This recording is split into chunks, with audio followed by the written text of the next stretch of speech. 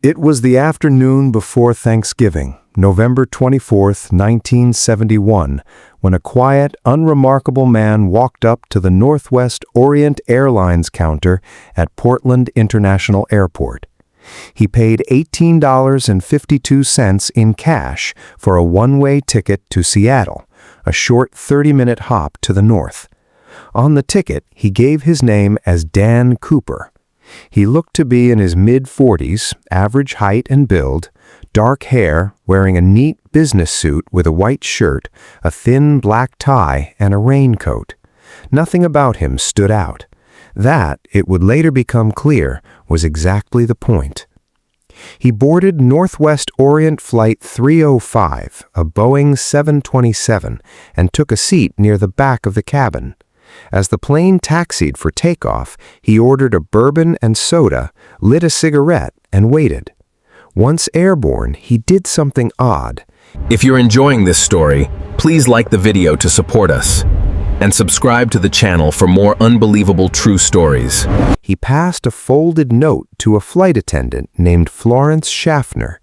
Assuming it was just a stranger's phone number, she slipped it into her purse without reading it. Cooper leaned toward her and said quietly that she'd better look at the note. He had a bomb.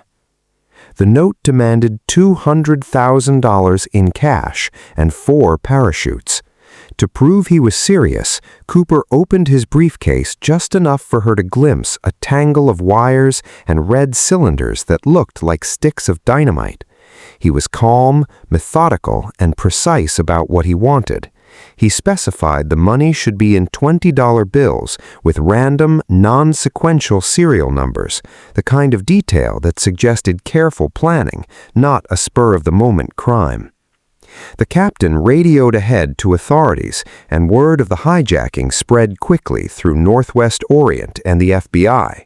Because the demands would take time to fulfill, the plane circled in a holding pattern over Puget Sound for nearly 2 hours, while on the ground, officials scrambled to gather $200,000 in $20 bills, a stack weighing about 21 pounds, along with 4 parachutes from a local skydiving school and a private pilot. When the plane finally landed at Seattle-Tacoma Airport, Cooper insisted on a very specific set of conditions. He wanted the plane taxied to a remote, well-lit part of the tarmac, with the cabin lights dimmed and no vehicles approaching except a single, unaccompanied car delivering the money and parachutes. Once his demands were met, he kept his word on one thing. He let all 36 passengers off the plane. The cockpit crew and 1 flight attendant, Tina Mucklow, were ordered to stay. With the ransom and parachutes on board, Cooper directed the crew to refuel and prepare for takeoff again, this time toward Mexico City, with a planned refueling stop in Reno. But he set unusual conditions for the flight itself. The plane was to fly low and slow, under 10,000 feet, with the landing gear down and the wing flaps partially extended, a configuration that would keep the aircraft stable at low speed, ideal for a parachute jump. He also ordered the crew to stay in the cockpit with the door closed and told the last flight attendant to move to the front of the cabin before takeoff. Somewhere between Seattle and Reno, a little after 8 o'clock that night, in freezing rain and near total darkness, Cooper lowered the rear stairway of the 727, a feature unique to that model of aircraft, and stepped out into the night sky with the money strapped to his body and a parachute on his back. The crew, still in the cockpit, felt a sudden pressure change and a shift in the aircraft's trim, evidence that something heavy had left the plane. When they landed in Reno, Cooper was gone. He had vanished somewhere over the dense, mountainous forest of southwest Washington state, and no one has ever confirmed what happened to him. What followed was one of the largest manhunts in FBI history, codenamed Operation NORJAK for Northwest Hijacking. Ground teams, military aircraft, and even an Air Force SR-31 spy plane were used to try to locate Cooper or any sign of his landing. Investigators searched the forests near Ariel, Washington, close to Mount St. Helens, believed to be near his most likely landing zone. They found nothing. No body, no parachute, no briefcase, no footprints. The freezing temperatures, the difficulty of a night jump in a business suit and loafers, and the rugged terrain led many investigators to believe Cooper might not have survived the fall. But without a body, the case could never be closed with certainty. Over the following years, the FBI investigated more than 1,000 possible suspects. Names surfaced constantly: decorated military veterans with parachuting experience, former airline employees, men with criminal records for fraud or theft, even a few who confessed on their deathbeds. Richard Floyd McCoy Jr., who hijacked an almost identical flight less than a year later, using nearly the same method, was an early favorite, but he didn't match witness descriptions and had a solid alibi, placing him elsewhere at the time. A former Army paratrooper and one-time Northwest Orient employee named Kenneth Christensen drew suspicion after his brother noticed he'd paid cash for a house shortly after the hijacking, but he didn't fully match the physical description either.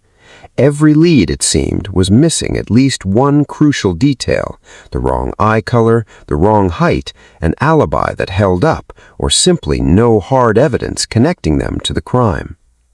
Then, in February 1980, nearly 9 years after the hijacking, an 8-year-old named Brian Ingram was digging in the sand along the banks of the Columbia River near Vancouver, Washington, when he uncovered 3 decaying bundles of cash, still held together with rubber bands.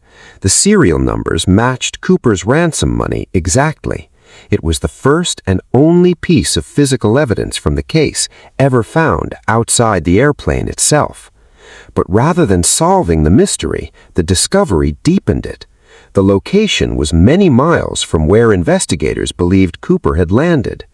Decades later, scientific analysis of tiny organisms called diatoms found on the bills suggested the money hadn't entered the river until months after the hijacking. Had Cooper buried the money himself, only for it to wash into the river later? Had someone else found it first? No one has ever definitively explained how it got there. The FBI kept the case open for over 40 years, periodically reviewing new tips, testing DNA recovered from the black clip-on tie Cooper left behind on the plane, and following up on amateur investigators' theories.